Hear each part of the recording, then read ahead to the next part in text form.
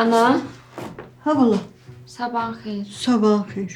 Niyə belə tez durmusan? Yatardın da, sən bütün gecəni də xəstəxanada olmusan. Ay qızım, çox yatanda başım ağrıyır. Ona görə dedim biraz evdə başımı qatım. Sonra xəstəxanaya gedəcəm. Samir bugün çıxmalıdır. Ha, lap yaxşı. Sən bugün mənlə xəstəxanaya getməyəcəksən də, hə?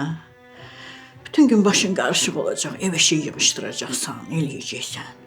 Zarafat deyil. O boyda xanlar var, elçi gəlirlər. Birdən gələrlər, evimizi bəyənməzlər. Bəsdir də ana da.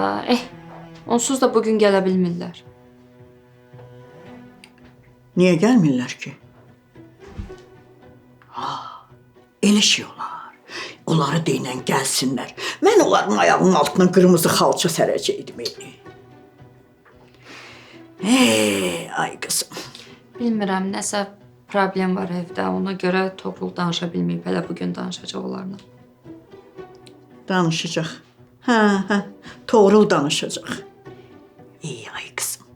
Sən uşaqsan əməlli başlı valla. O Toğrul səni əlində saxlamaq üçün o qədər bəhanələr axtarıb tapacaqdı. Bax, belə-belə səni yola verəcək, sonra da ailəsini tapdığı qızla evlənəcək. Sən də bax, o barmağındakı üzüyə baxa-baxa qalacaqsan ortalıqda.